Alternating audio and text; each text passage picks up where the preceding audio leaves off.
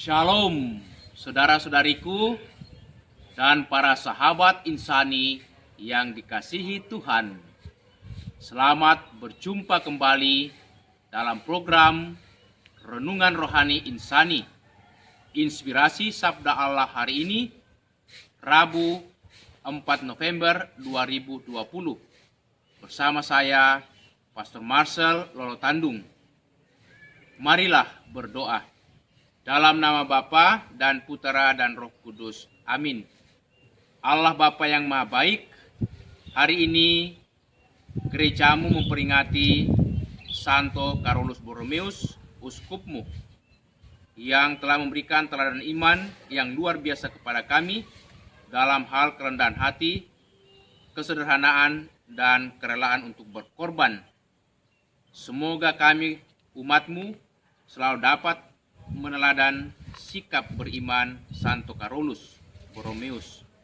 Demi Kristus Tuhan dan pengantara kami. Amin. Sabda Allah dari Injil Lukas bab 14 ayat 25 sampai 33. Pada suatu ketika orang berduyun-duyun mengikuti Yesus dalam perjalanannya. Sambil berpaling, Yesus berkata kepada mereka, "Jikalau seorang datang kepadaku dan ia tidak membenci bapaknya, ibunya, istrinya, anak-anaknya, saudara-saudarinya, bahkan nyawanya sendiri, ia tidak dapat menjadi muridku. Barang siapa tidak memanggul salibnya dan mengikuti aku, ia tidak dapat menjadi muridku. Sebab siapakah di antaramu yang mau membangun sebuah menara, tidak duduk membuat anggaran belanja dahulu? Apakah uangnya cukup untuk menyelesaikan pekerjaan itu? Jangan-jangan sesudah mereka meletakkan dasar, ia tidak dapat menyelesaikannya. Lalu semua orang yang melihat hal itu akan mengejek dengan berkata, orang itu mulai membangun tetapi tidak dapat menyelesaikannya. Atau raja manakah yang hendak berperang melawan raja lain, tidak duduk mempertimbangkan dahulu apakah dengan 10.000 orang ia dapat melawan musuh yang datang menyerang dengan 20.000 orang. Jika tidak dapat, ia akan mengirim utusan selama musuh masih jauh untuk menanyakan syarat-syarat perdamaian. Demikianlah setiap orang di antaramu yang tidak melepaskan diri dari segala miliknya tidak dapat menjadi muridku." Demikianlah Injil Tuhan.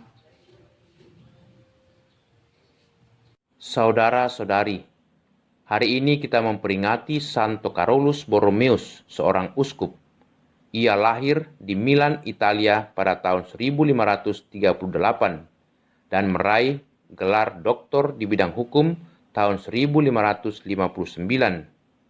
Santo Carolus Borromeus mempunyai teladan yang sangat luar biasa bagaimana menjadi murid Yesus yang baik dalam semangat ketaatan, kerendahan hati, penuh kemurahan, kesederhanaan, dan sikap lemah lembut penuh kasih.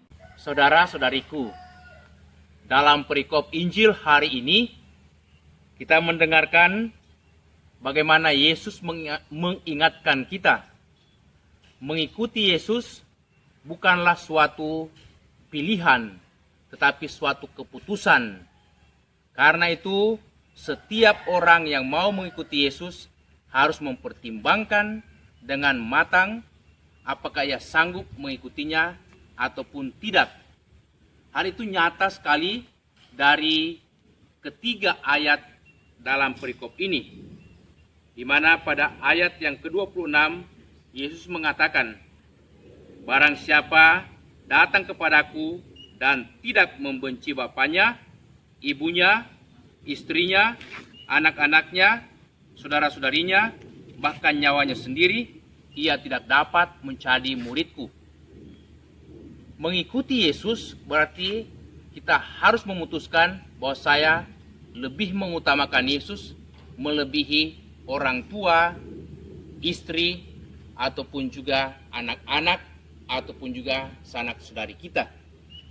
Karena Yesus menginginkan supaya kita total untuk senantiasa mengabdi kepadanya, bahkan dengan semangat cinta kasih. Yang kedua, pada ayat yang ke-27, Yesus mengatakan, barang siapa tidak memanggul salibnya dan mengikuti aku, ia tidak dapat menjadi muridku. Maka mengikuti Yesus berarti berani berkorban.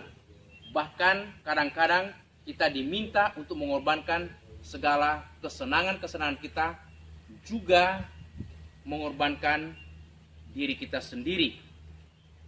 Hal itu tampak ketika Yesus mengatakan harus berani memanggul salib.